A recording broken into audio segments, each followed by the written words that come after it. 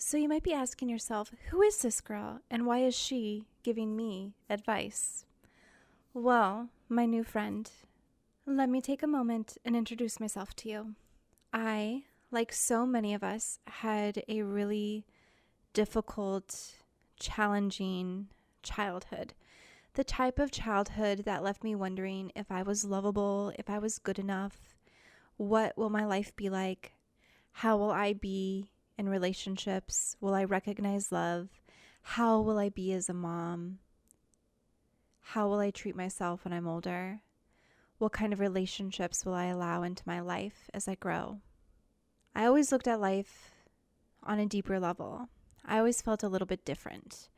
And I also really found it to be soul level important for me to make sure that the people around me felt loved and that they mattered and that they were included.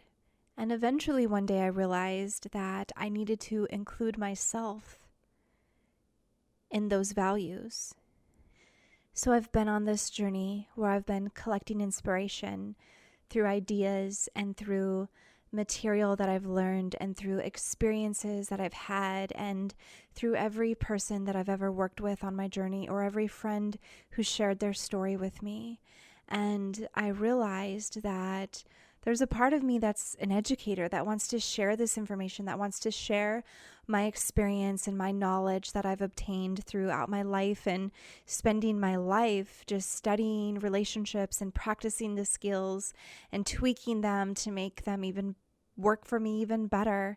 And on my journey, I went from being somebody who didn't know if I was lovable, if I could ever really be loved, if I was enough. I was an extreme people pleaser. I was codependent. And now, in my late 30s, I am an empowered woman. I am assertive. I do not settle for relationships that are good enough. They need to be incredible to stay in my life.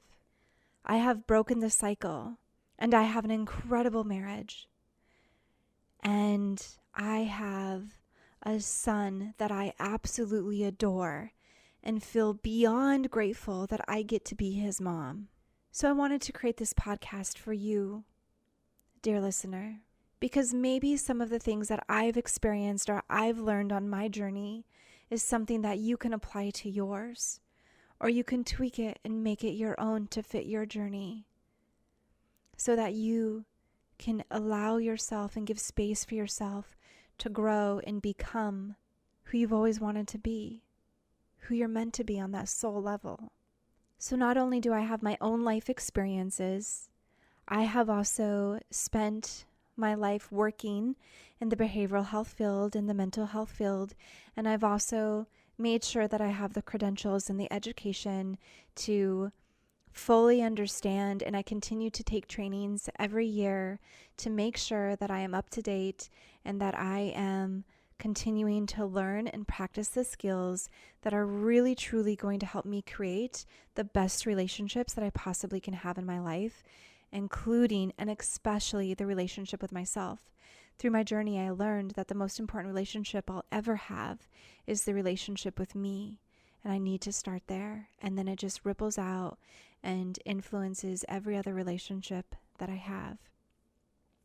So I do have a bachelor's in health and human development, a master's in marriage and family therapy. I also have an associate's degree as a wellness practitioner, which means that I also am a certified hypnotist. I'm a certified family life educator. I've studied holistic nutrition and also life coaching. So I've really spent my time studying this area so that I can tie in the research-based skills with the experiences that life has given me as well, so that I can deliver you experts and resources and awesome conversation that'll hopefully give you some things to think about and maybe shift your perspective or try out for yourself and see what you like and throw away what you don't. And anyway, I'm just so honored that you're here to share a piece of your journey with me. And again, I hope that part of my journey can positively influence yours. Welcome to the Beautifully Changed podcast. I'm Steph Perejamas, and I'm delighted you're here. Now, let's make your relationships awesome. Well, hey there, my adorable buddies. I'm so glad to be spending this time with you. Welcome back to the show, or if it is your first time here, I am so honored to have you here. Either way, thank you for your time. My goal is to provide you with a tip that you can take away and apply to your life today. And my superstar guest for this episode is Kaye Putnam. She's a psychology-driven brand strategist for entrepreneurs. Kaye's worked with hundreds of clients from global brands to solo business owners. She developed the Clarity Code. Kaye believes in pursuing audacious dreams and that there is a genius that lives inside every entrepreneur. When you have a clear brand, your clients love, respect, and are willing to pay premium prices for your work. It gives you the clarity and confidence to scale your impact and income. Yay for that, right? We love to have an impact and to get rewarded for the work that we're doing. Kaye works with students in her programs and with clients one-on-one. When she's not transforming brands, she's exploring the world with her husband and 2 little ones. So, for those of you who are listening that do want to give your brand some attention, currently this week, Kaye is having a Clarity Week. Let me tell you a little bit about Clarity Week. So it's for coaches, consultants, and creatives. It helps you define your psychology-driven brand strategy in 1 week, and you can check it out at kayeputnam.com/clarity-week. I will attach the link in the show notes so you can go to it. It's $97 for the week, and you get to have lives, questions. The class started on Monday, but it's not too late to join, or you can check it out later if you want to do it a different day. But it's a 5-day course, and I mean, day 1 was awesome, so I'm sure the rest of the week will be awesome as well, because I'm doing the Clarity Week myself. So I am a fan of Kaye. I use her myself, obviously. I've also taken her Brand Advantage class, and that's probably when you noticed that my Instagram posts started to look like they had a little bit of a theme or a little bit more in common instead of just random posts that I was putting up daily and they didn't have any connection from the day before or seemed to really go with what I'm doing. So anyway, thanks to Kaye's Brand Advantage class, I was like, oh, wait, you're supposed to have some sort of theme and consistency that goes together with your business. So I wanted to invite her on as a guest so we can talk about brand and why it matters and why a relationship with your clients or your customers matter and how you can actually apply some of this stuff outside of work and your professional life and use it inside your personal life as well, especially in your journey to fully embracing who you are. So I hope that you get something from this episode and that you are inspired to share this episode with a friend. And if so, please do share the love, share the knowledge so that we can all implement it, apply it to our life, and create more wisdom and just accept who we are and love ourselves along the journey. So let's go ahead and dive into mine and Kaye's conversation. Kaye, welcome to the podcast. Thank you so much for spending some of your time with me today. I'm really looking forward to digging into some of your wisdom and just your energy. Thank you so much for having me, Stephanie. I'm so excited to be here. We are going to have a blast. Yes, I love so much about you, and I can't wait for other people, if they don't know about you, to get to have you become a part of their world now. And for those who do already know you, maybe they'll learn a little bit more about you, because you shared that you were on the cross country Junior Olympics team. Like, Yeah. what? Tell me about that. Random fun fact. So I got voted most athletic in high school, which tells you a little bit about how I was growing up. I'm a washed up high school athlete, but I grew up in northern Michigan, very snowy, very cold, very long winters, and got introduced to cross country skiing and ended up doing it competitively for a few years, which brought me to Fairbanks, Alaska, one of the years where I competed in the Junior Olympics. So cold that we had to duct tape our sports bras so that we didn't get wind chafed as we're like going down the hills. So that is my fun fact that not very many people know. Oh my gosh. Yeah, I would have never thought about that. So did you have like skin burns after from the duct tape? No, we put it over our sports bras to give Oh, it like a over it. Okay. windproof, yeah, like shell, if you will. I got you. Oh my gosh, that's smart though. Okay. So, and now you're still do like CrossFit, right? Like sometimes I see in your stories, you're showing like you working out and you're definitely really strong. So is it the CrossFit that you're doing? Yes, it's been such a fun way to stay active, and it has a very like community, almost like team driven piece of it that I have loved, coming from competing as an athlete when I was much younger. I love that. So then along your journey, you're just like being all fit and athletic and stuff. And then all of a sudden you're like, wait, psychology is really interesting. Branding is really interesting. So how did you come into this branding world and become a branding strategist? It's been a minute, right? It's been a journey. So I think, and I didn't know this back then, but I think when I was really, really young, I've always had this question, like literally my first password, first computer password ever that I can remember was the word identity.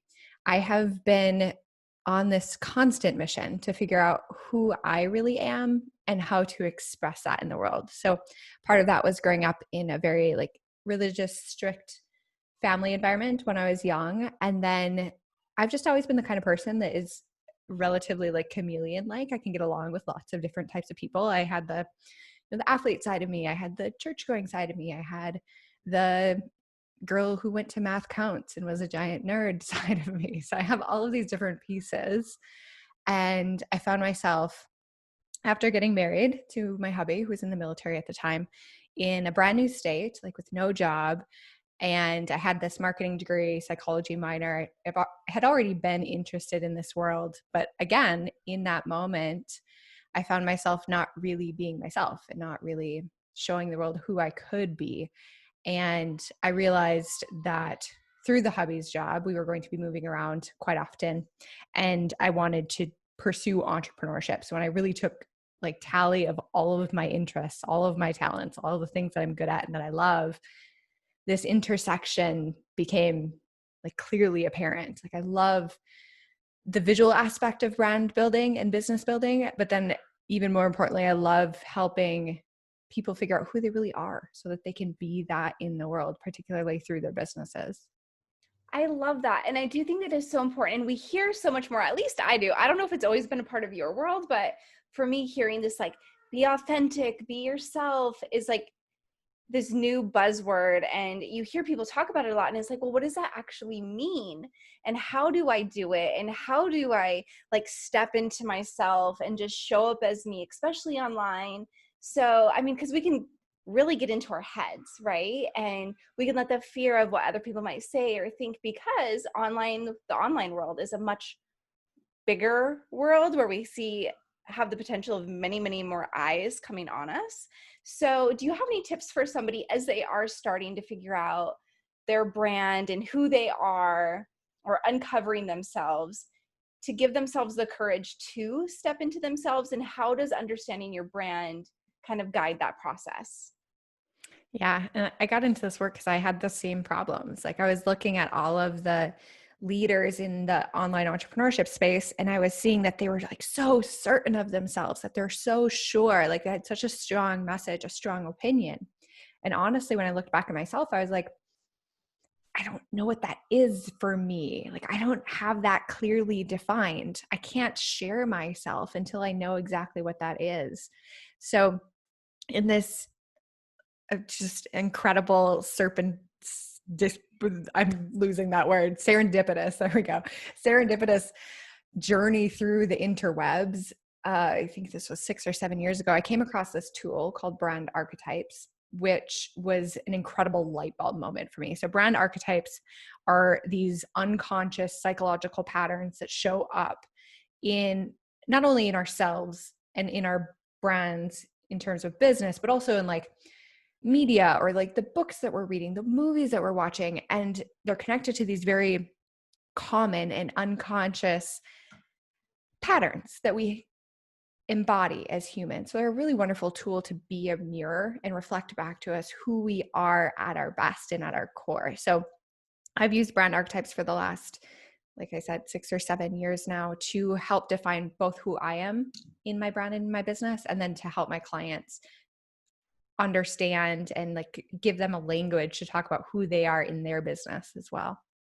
I love that. So if people were like, well, what's my brand archetype? Like, how could I figure that out?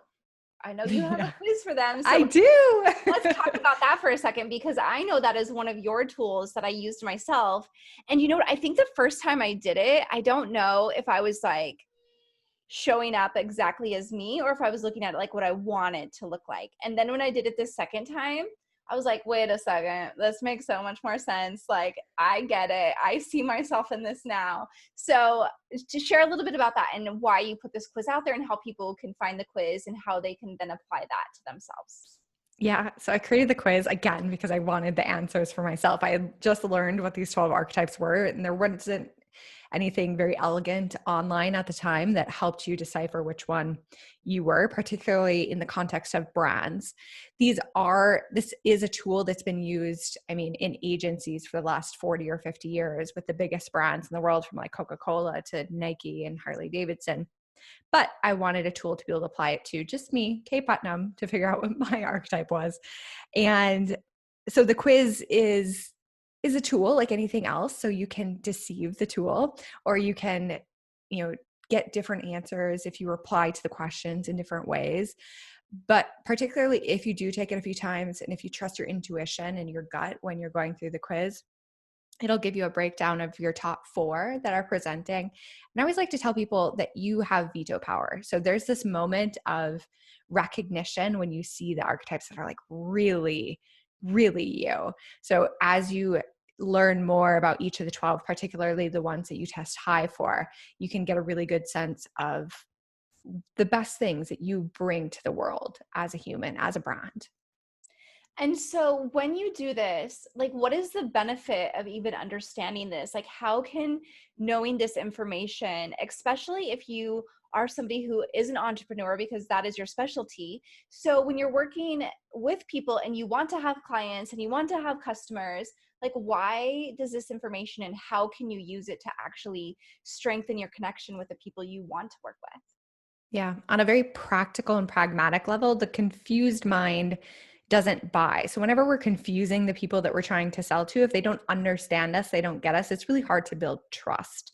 I like to liken it to like making a friend. So if you had a friend who is just like steadfast who they are, no matter what situation they're in, they're always that same like true person. They're not afraid to share your mind.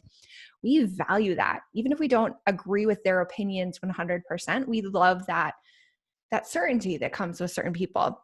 And then contrast that to the person who is the shapeshifter, who changes like who they are, like what they think, what they believe, depending on what situation that they're in. And we don't trust that person because we don't really understand what their motives are. We don't understand what their strengths and their weaknesses are. So I think about brand building as almost like character building in a way. So for yourself, you're uncovering your own character and you're getting definitive about what, again, your strengths, your values, your opinions, your personality is, so that you can bring that to the market. And then even in the case of a big business, like we said that Nike uses this tool, for example, they can construct almost like a fictional character that they're bringing to the market. So Nike is the quintessential hero. They're like the athletes, the achiever, if you will. So all of their brand marketing, you'll notice if you haven't already, has consistent themes. It has consistent personality. And again, that clarity of message, that clarity of purpose attracts people like a magnet because they get who you are and they understand and they love that consistency because it allows them to build a relationship with you. So what if somebody's who's listening who, like you, felt like a chameleon, right? Where you can just kind of adapt in any situation, put you anywhere, you'll make a friend and you'll be okay. So if they're sitting here thinking, okay, I get that. Like, I get that they want to count on me, but I have all these sides to my personality. I like to, some days I'm more playful, or some days I'm more serious, or some days I'm really funny. And some day, or like, I'm never funny at all, so, but I want to be funny. All these things, right, where they're trying to stretch themselves and they're like, oh, so I do the quiz, I figure out my 4 primaries, they sound fantastic, but I also really like this 5th one and 6th one. So kind of how people kind of like rein themselves in, and why, again, I know this is going to sound like for you, like you're repeating yourself, but for people listening and people who are starting this process, they kind of need to hear it several times. So if you're kind of wanting to take a little bit from all the places, why is, even though all of those 6 different types could be really representative of you, how does adding all of that in, all those flavors in, become confusing to the person who you want to work with, or who did want to work with you, but now they're not sure anymore? Does that make sense? Yeah, it totally does. Okay. Totally. I think the first thing to keep in mind is that we are all naturally going to resonate with all 12 of them, just in different degrees and gradations. So when we take the brand archetype quiz, what we're really figuring out, hopefully you can't hear my kids too loudly in the background, so they're really excited to go outside. So when we take the brand archetype quiz, what we're doing is we're figuring out what's the strongest archetypes, like what's coming up in the most, with the most representation, or like the most percentage. And it is context dependent in some cases. So like as a mother, I probably, if I were in that frame of reference when I took the quiz, I would test more highly as, say, the caregiver. But as an entrepreneur, that's the context that I take the quiz in. It helps me figure out how I show up best in that role. And those are the things that I bring to my brand consistently. I always recommend that we choose and we narrow down to our top 2. Just, it's an imperfect science, but it gives me enough focus that I have a really strong understanding of what my own brand is and how I'm going to continue to convey that. And it's not so much that I'm either getting overwhelmed with all of the possibilities or my clients aren't getting overwhelmed. So embracing the constraint, I think, is key to creativity, because we get to be our best selves. We get to express ourselves in this like constraint, but that means that we get to like double down or triple down or be like 10x in that one area. And people are really going to start to resonate with that because it's such a strong, potent message then. So yeah, to sum that up, I would focus on 2, 3 at the absolute most, just as that creative constraint to give yourself some boundaries so that you're not tempted to go in all of the directions all at once. So then would it be fair to say that when you're doing this, when you kind of narrow it down to the 3, it helps you kind of cultivate and tap into that side of you? And then the people who are coming, like, let's just use Instagram for an example, right? So when you have the people coming to Instagram and engaging with your, feed, with your posts, all of that stuff, they're really beginning to feel like they're building a relationship with you. They know what to expect when they come to your page, right? They're like, oh, I'm going to go get some information on this, or I'm going to go get cheered up or something like that, right? Like, they're going to your feed for a reason. And this way it helps them know, like, oh, this is what I came here for and I got it and I feel good. And then their dopamines are going off. And then they feel like they just made a bigger connection with you. Like, you kind of planted your seed in them. And now every time they get to go back to your page and get that same kind of vibe, that same feeling, is kind of like watering that seed for them. Exactly. In one way to explain this is like your brand is a promise of the experience that people are going to have with you. If every time you walked into a McDonald's and ordered food, you got a different quality of food or like a different experience, it would be really like disconcerting because you wouldn't know what to expect. Our human brains absolutely love and adore safety and security.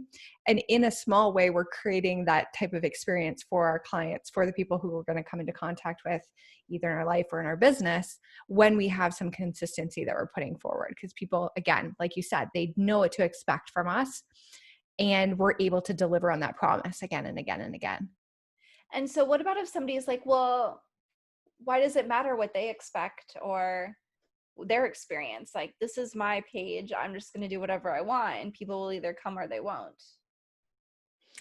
That's a really interesting question because I think at the end of the day, we have to be in alignment with our own brands, right? I think this is a tool for people who aren't sure how to show up or who aren't sure who they want to be when they grow up or what they want their brand to be. I would wager to guess that that person that is asking that question has a bit of maverick in them and they like to be the rebel. So I would just ask that person, like, to what end? Like, why are you showing up online? Is it truly just a creative expression for yourself? Or do you want to cultivate some type of relationship to create some type of change or to inspire some type of result for the people that you are coming into contact with? Because if it's just you, yeah, heck yeah. I mean, the artist who isn't doing anything for anybody else can dabble in watercolors and then pencil and music and sculpting and it doesn't matter because it's just for them. But whenever we're trying to build that relationship with somebody else, it can benefit us a lot to be mindful of how we're showing up and how we're serving the world.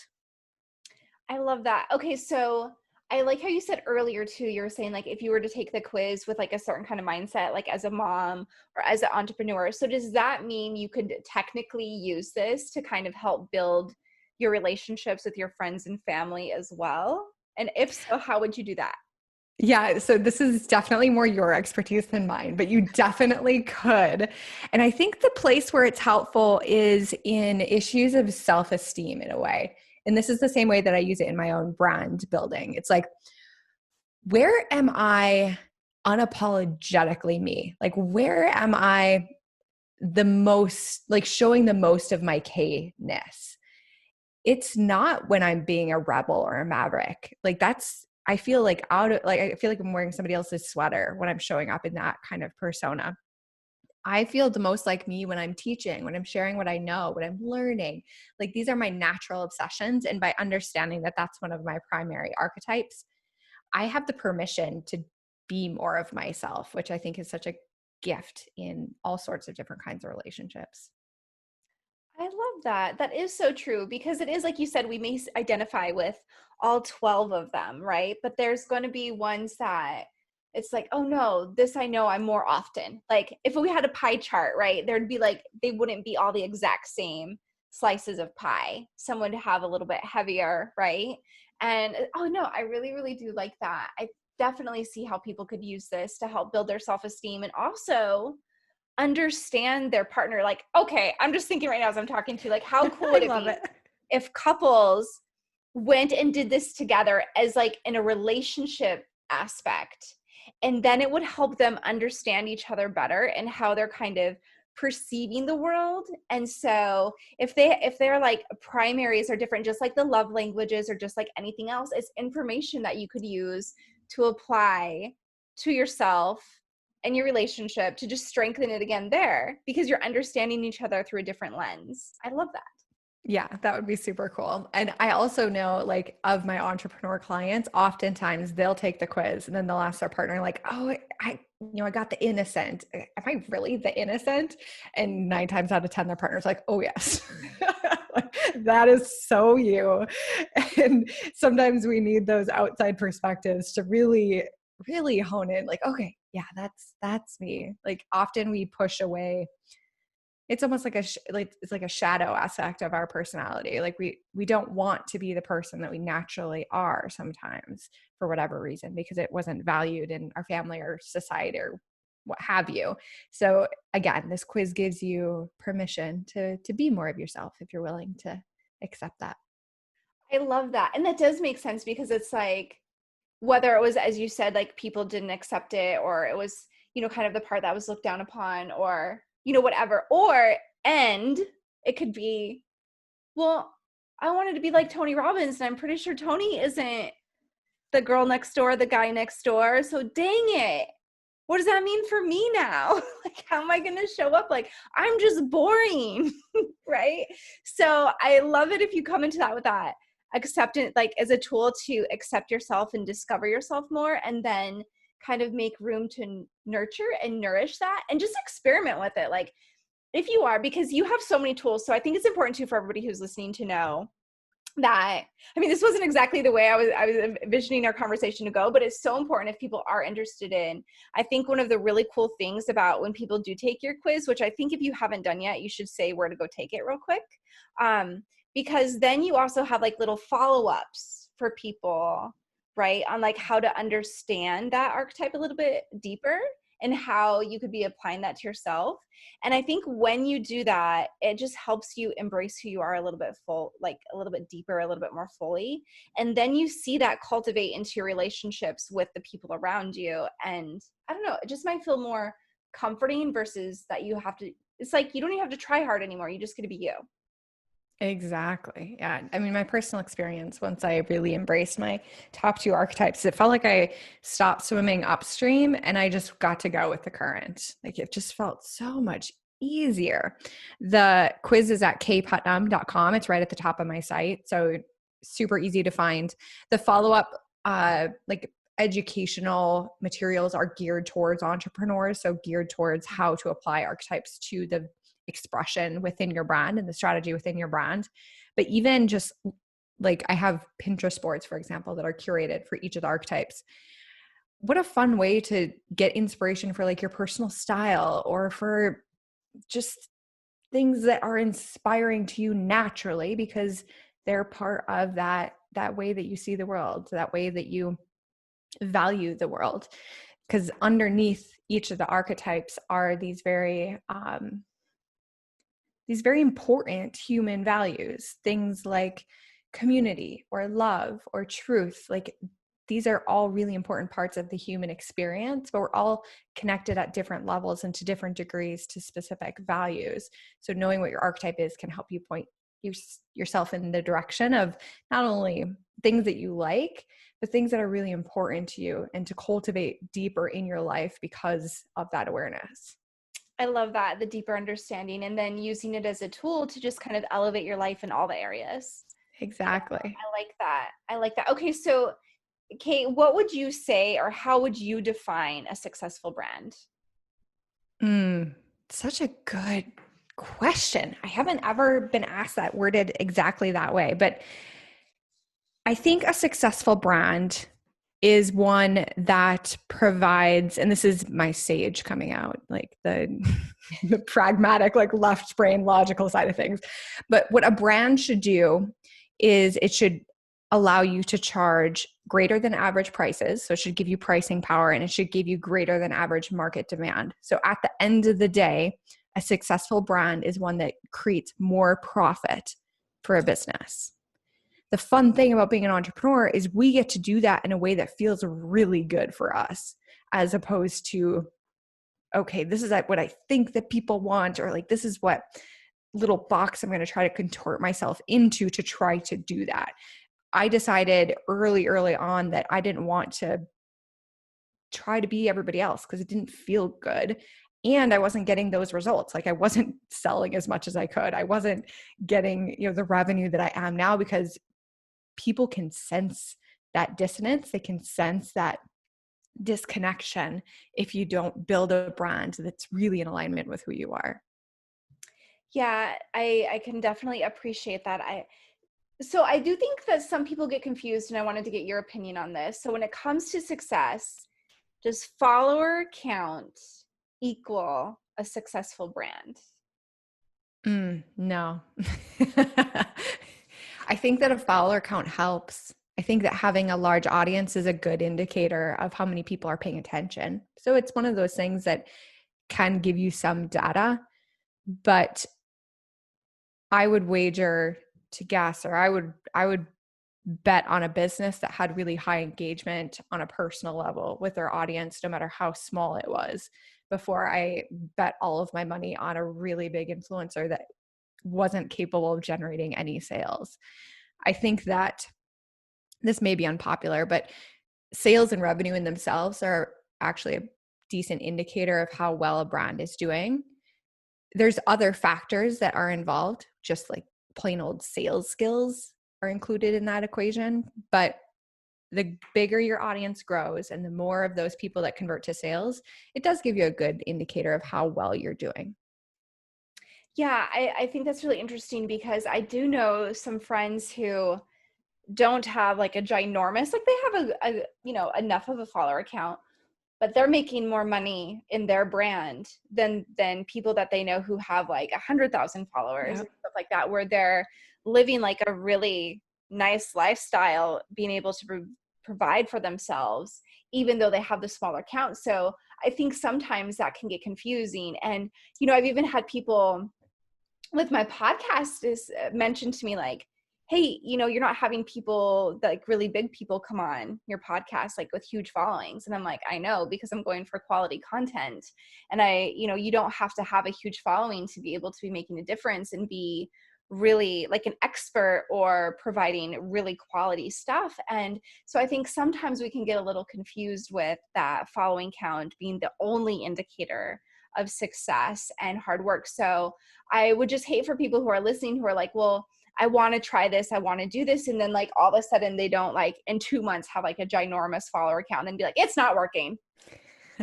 Yes. I mean, brand building in the same way that relationship building takes time, brand building takes time. So we're not looking for one night stands here, folks. Like we're looking for the marriages with lots and lots of incredible human beings. So anybody that's promising that, you're probably losing out on quality.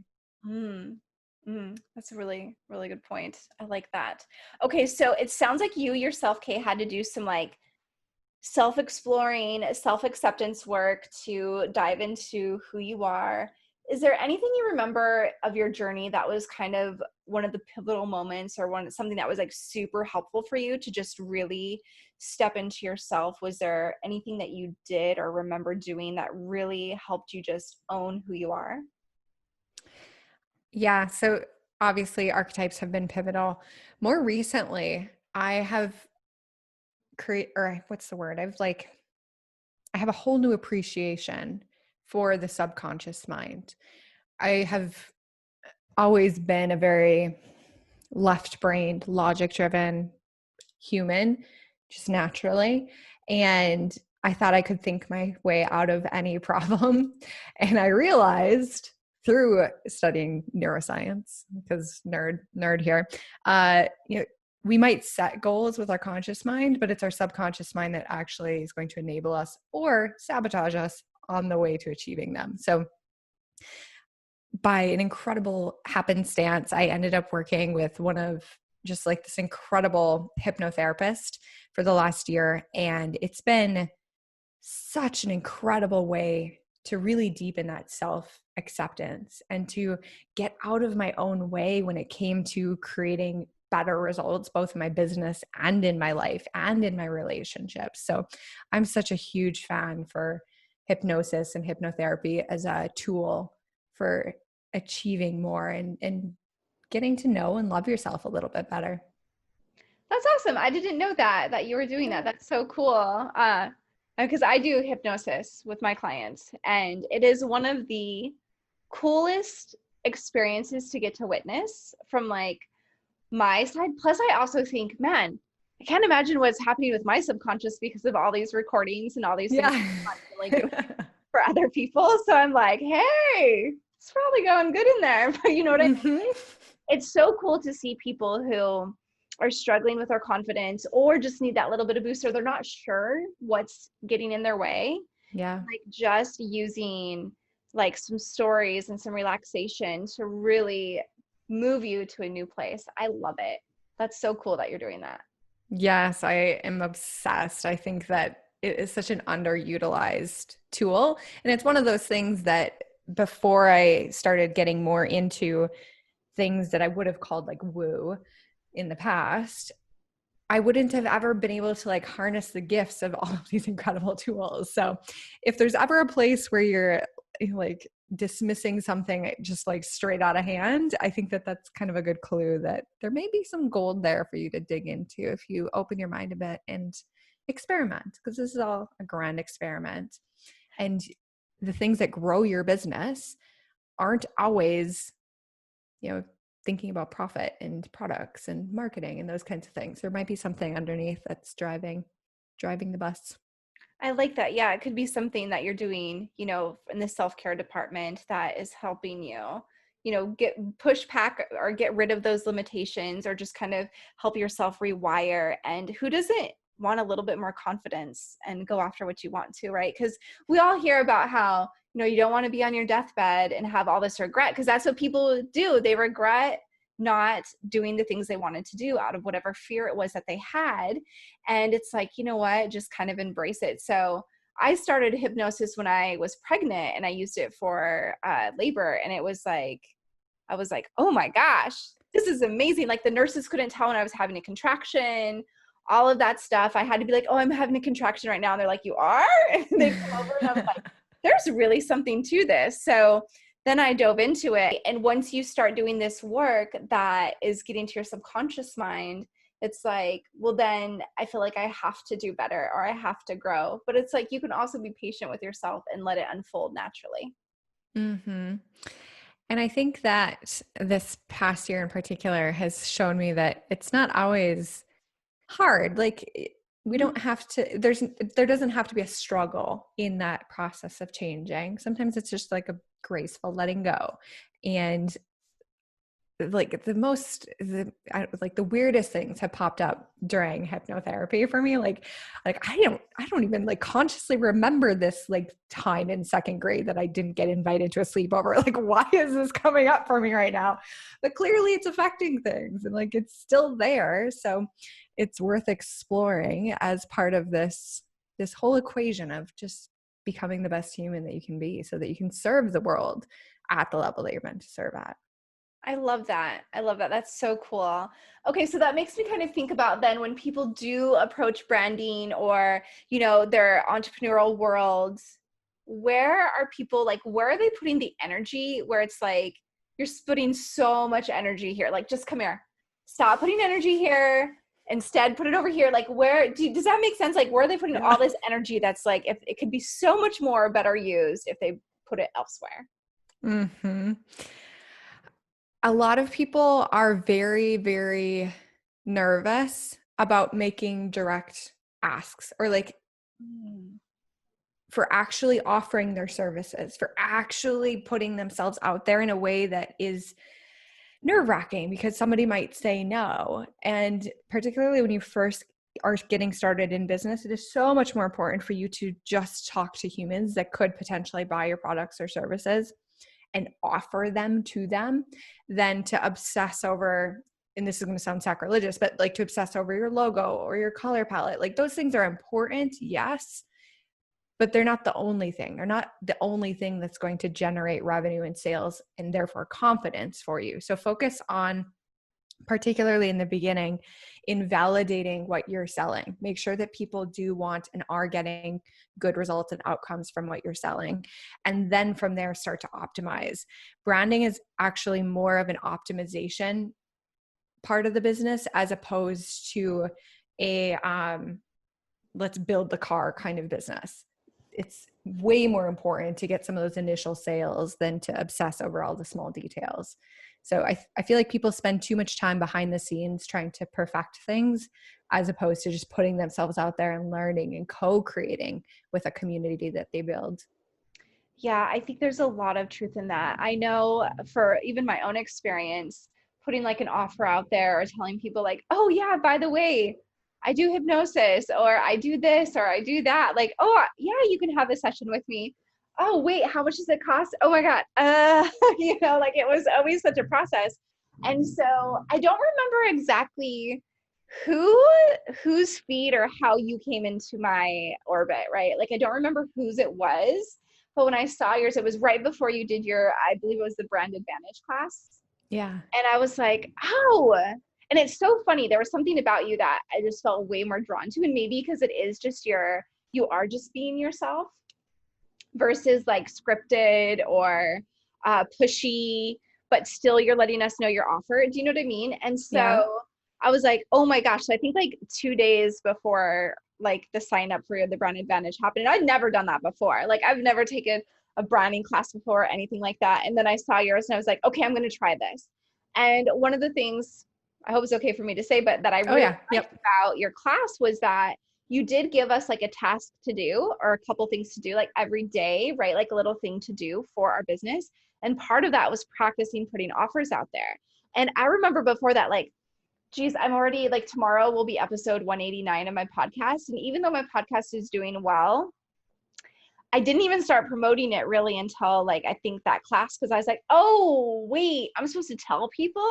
Yeah. Yeah. I'm supposed to ask people to go listen to it? Like, what? That's not me being rude or pushy or awkward or anything like that. So it was like, oh no, they probably expect me to do that and want to know when an episode is out, and they want to know what the episode is going to be about so that they could go listen to it if they want to. And I was like, oh, so I think your class really just helped me become more confident in that and took the scary out of it, especially because it was like we practiced it so much.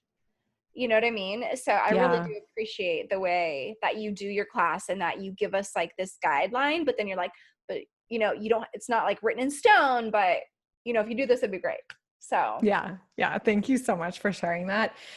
Yeah, it's like we get in our own way in so many different ways, and one of them is honestly just hiding in so many ways, in not sharing our gifts and not sharing our genius. And it's a travesty because there's so many people that can help so many other people with whatever their unique genius is, but they assume that other people are going to know, or just, you know, have this psychic intuition that they can help them. But unfortunately, all of us humans are very self-absorbed. We're thinking about our own little world, and we need people to be confident, to be assertive, to let us know how they can help and what that'll do for our lives before we'll like sit up and pay attention and be like, oh yeah, that sounds really great. Actually, let me go do that. yeah, that's so interesting. I love how you said the word hiding, because I think that is what so many of us do, right? It's like we'll let ourselves come out when we feel completely safe, right? But Yeah. otherwise we have like parts of ourselves like hidden away. And yeah, it's really interesting. And so what you're really providing for entrepreneurs is like a path to stop hiding, to come out and to let yourself shine so that you can do the work that's on your heart. Like you're out here for a reason, wanting to make a difference for people, and you have information that would benefit them to know. So, you know, you're like, here, let me help you on this path. We're going to go through it. I'm going to support you, cheer you on. And here's some tools if you don't want to do a class that you can just start using right now. So it's really cool that you do that. Thank you. Yeah, that's exactly why I do what I do. It's like people are afraid to sell themselves, but think about how amazing the world would be if everybody who you have the potential or the ability to help, you actually did that. Like imagine the after. I like to call that your brand Utopia in one of my other courses. It's like you have the ability, just you, little old you, to change the world in some really dramatic ways, especially with the ripple effect of everything that'll happen afterwards. So don't hold us waiting. Like let's have some of that, please, sooner than later. No, that's such a good point. And when you talk about like, it is kind of like that sense of selling yourself. It's also like in the dating world, when you're out there dating, in a sense, you have to be able to be willing to put yourself in a situation to ask other people or to be asked, right? Or I don't know, when you're doing job interviews, or if you're doing like, I don't know, anything in life that you're actually trying to go for, you have to tap into a piece of yourself that allows you to be seen and to go for it. And so this might feel, what do you think it is about like your business and like selling what you do that is such like that we look at it differently? You know what I mean? It's like, oh, well, I can tell everybody this like one-on-one. I will give you a whole breakdown of everything, and we'll have this great conversation, and you'll leave like inspired and empowered and ready to go. But then as soon as like you're like, you go to sell something, you're like, what? Crickets, this is really scary. What do you think it is about that? Oh, there's so much. I like to say that building a business is like having the most intense life coach ever because it's this incredible personal transformation that has to happen at the same time as you building a business. I think just the fact that we're social animals and the fact that like online you have such limited data of how people are responding. So often it feels like we're just putting out to crickets. To this day, like I've been growing this business for years and years and years, and I still feel like that. I was just getting coached on that before I got on this podcast. I'm like, I think I should just turn my ads off because nobody's really buying, and like just having that angst that happens when you don't have the validation. It's so important to be self-sourced when it comes to validation so that you can go out and sell without needing other people to provide that to you. Yeah, that's really true. And it's interesting to know too that you still have those moments, right? Where you're like, maybe this isn't right. Where that self-doubt can kind of sneak back in, right? So besides like with your coach, like if you didn't have a coaching call to go through this, what would you do on a typical moment if you were starting to doubt yourself? How do you kind of call that out and then shift it? Mm-hmm. I am not going to attribute this correctly, so because I can't remember who said this, but a lot of times when we're having like a motivation or a confidence problem, we have to make sure that we're not in fact just having like a biochemical imbalance, meaning have I drank water today? Did I sleep last night? Have I eaten? Like, am I taking care of this energetic vessel? And if I am, and I'm still having issues, then, we can start to work on mindset and those types of things. But so often I find that like I'll go, on a weekend trip, pre-COVID times, and eat like crap and, have a little bit too much wine most nights. And then I come back and I'm like, I just want to shut down my entire business. Like we have to make sure that we're solving the right problem. So I like to have daily rituals where I'm ticking off those boxes, like, okay, getting sleep, I'm going to hydrate. I have a little bit of caffeine because that gets me going, and I'm eating food that's going to serve and support this work that I want to do in the world. So I think that that's one that's often overlooked. That is such a solid point. I mean, it's genius and it's so simple that we overlook it, right? It's like one of those things, this is too easy. You know how you said earlier, you're like, it doesn't have to be that hard. Like not everything has to be really hard, right? Sometimes it can just be easy and you just let it go, or you think about it, or you go drink a glass of water. That's so funny because even yesterday, usually Sundays are my like super productive days where I get a bunch done. And my husband was like, oh, he's usually in charge of food that day. And so I don't know what he was like, oh, do you want me to stop at Carl's Jr.? Because, they have Beyond Burgers there now. And I was like, no. I was like, no, I need to have like good food in my body today because this is a productive day. And if I eat that, then I'm going to feel a little bit foggier. I'm not going to be as productive in the way that I want to be. So that is such a great point. You know what? The next time I have a day where I'm like, oh, I should just stop. Everything's horrible. Nothing's working out. I will be like, did I drink my water? Did I get some sleep? Have I moved my body yet today? Exactly. What have I done? That's such a solid point. I love that. Yeah, I hope it helps somebody that's listening because it has saved my business countless times. It has saved my husband from hearing many rants and all those things. Because we often try to solve the most complicated problem when it's a really simple solution. Yes. No, I love that. I love that. Just checking in with all the areas and how are you just taking care of yourself that day? That's so good. Okay, Kaye, do you have any upcoming projects or programs that you're working on that you can give a little shout out love to right now? Oh, such a good question. It'll be a little bit after, but I think it'll be available on my site next week. So it'll be in the past when this is published. I'm hosting a brand new week-long course called Clarity Week that I'm super excited about because it's going to be a much more like digestible way to download some of what I know in a more bite-sized format. So that's coming up and will be available after the fact as well. But otherwise, just come and check out my site, take the quiz, and you'll be in my orbit. So I'll be able to tell you about stuff that's coming up. Awesome. And what would you say is something that is underrated? Underrated. I don't know if this is underrated or not, but it's a new obsession of mine. I just discovered this tea. It's called hop tea.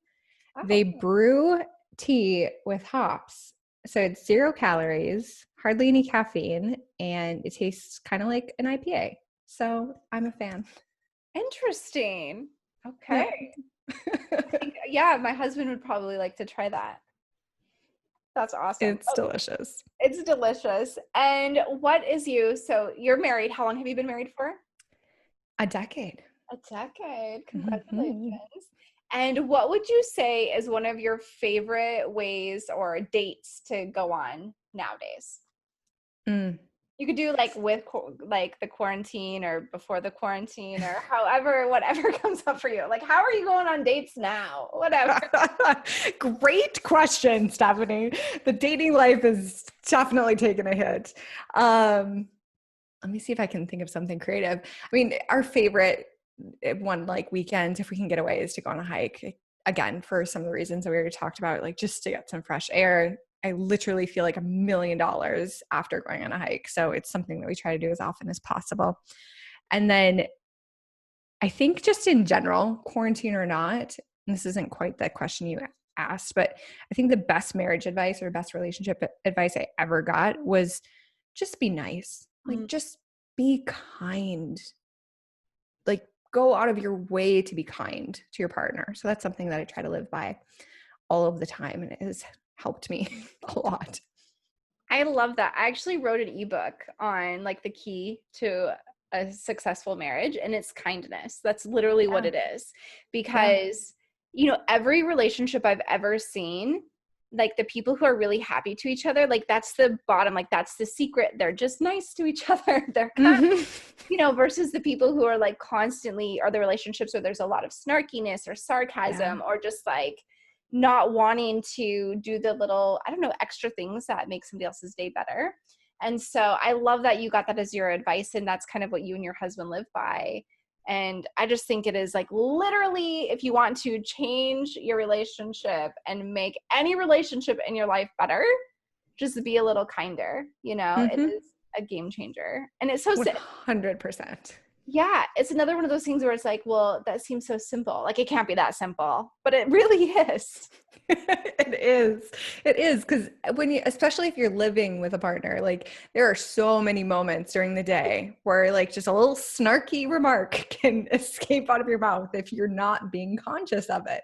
So yeah, super, super simple, but highly effective.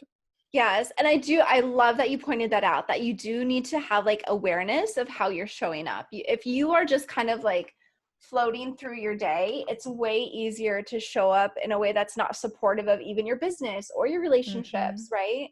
So just tapping into that awareness and being intentional about, well, how do I want my partner to feel at the end of the day? After spending the day with me, how do I want them to feel? Right. Which is kind of like also, how do I want my clients to feel after being engaged with my information or with me or the online world or all that? Kind of funny how it's all kind of can be tied together. It's definitely can. I love how you tied that in a tidy little bow. Yeah, I love it. Okay. And then if you could say, okay, let me redo that.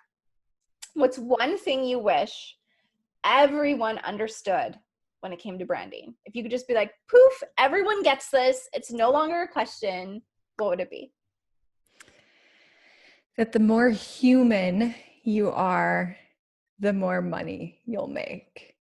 And insert whatever other metric that you're following there that matters to you. The more human you are, the more people you'll get to help. The more human you are, the more of an impact you'll make on the world. We often forget, or like we try to make it so much more complicated than it is. And it comes back to that empathy. It's like, how do actual humans show up in a conversation? Maybe your marketing should sound a little bit more like that. So yeah, that's my like PSA that for today. Yeah. I think I've also noticed like, and I just want to share this for anyone who's kind of, I guess, has the world lens like I do. So, I mean, I've had people tell me like, you've never had a hard day in your life. And I'm like, if you only knew, right? But it's because I really am one of those people who's just naturally just super optimistic. I just feel better. I mean, I guess I've seen how sad I've experienced a lot of sadness. I've experienced a lot of just like darkness. And so it's like, I know what life could be like if I live in that lane. And so I actively choose to live in the lane that's like a little bit brighter, not denying that the shadows exist or that there's darkness out there. But I think I'm just a more bubbly person. So I think also for people that are listening, if you also have one of those personalities, it's okay to be somebody who is more cheerful and show up online that way. It doesn't mean that you're pretending things aren't bad, right? Or that things aren't happening. But I do see a lot of people where they talk about a lot of their anxiety and their depression. And so it's like, well, if you're someone like me, I don't have anxiety or depression. I mean, I will feel anxiety from time to time, but I don't give it much attention. Do you know what I mean? And so what would you say to somebody who's listening, who's kind of like that lane? Does that make sense? Yeah. It's kind of all over I think there, but no, I totally resonate. I think one of the best things that we can do is to walk our talk. And by choosing a leadership position, you need to choose to embody that leadership. So maybe for you, that means being cheerful and being optimistic, because like, gosh knows, we need more people like that, particularly with all of the heaviness that's in the world. But maybe your gifts are something else. Maybe you do have the like instigator, shining light on injustice type of strength. And we need those people too. So whatever your strength is, be intentional about walking your talk and being the type of leader that you would want to follow. I think that that's the key to all of this. There's no one flavor that's going to be perfect for everybody. We all have our own role to play in this world. I love that. I love that answer. It makes so much sense because there can be times where it's like, oh no, I'm not talking about the sufferings that I'm suffering a lot, but I really just like my life. So you know what I mean? Like, I know I've caught myself before being like, do I have to like really search for something to talk about that's bad right now? You know, and it's just, I just don't live in that lens. And so, no, I love that there's a little bit of everyone has their own gift in that. Just embracing yourself is basically the message of what you've been sharing this whole time, is really just step into who you are, and that will speak to people, you know? Yep, exactly. And it's going to look different than what everybody else is doing. That's the beauty of it. I love it. And Kaye, if somebody wants to find you, where can they go? So I'm a good internet marketer. If you search my name, Kaye Putnam, you should find me in all of the places, from my website where the quiz is, to Pinterest, to YouTube, and everywhere in between. Love it. Love it. And last question, can you think about, besides relationships, so that was really awesome, but now just in general, and if it's another relationship one, I'll take it. But what is a piece of advice that somebody has given you, or that maybe you heard yourself say one time and you're like, dang, that's amazing, I'm putting that in my back pocket? Can you think of one that you just like carry around with you, that you just kind of imprinted on you? Such a great question. And I want to do it justice. I think the best piece of advice that I try to live by every day is that we vote for our identity by the actions that we take. So if you want to be a runner, then you run. If you want to be a writer, then you write. If you want to be a lover, then love. Like, we become by what we do. So if you're ever lost or feeling like you're not who you want to be, start with those daily actions that make up that type of person. It's like a mic drop moment. That was so good. Thank you. I don't get to say mic drop for real very often, so I'm going to take that opportunity, and it's fitting. So, oh my gosh, Kaye, that was so wonderful. I just loved this conversation. Thank you so much for being here with me today. This was fantastic. Thank you so much for having me. It's such a pleasure. Thank you so much for spending some of your time with me today. And make sure to share this episode with someone and leave a review. And remember, You're worthy of incredible love.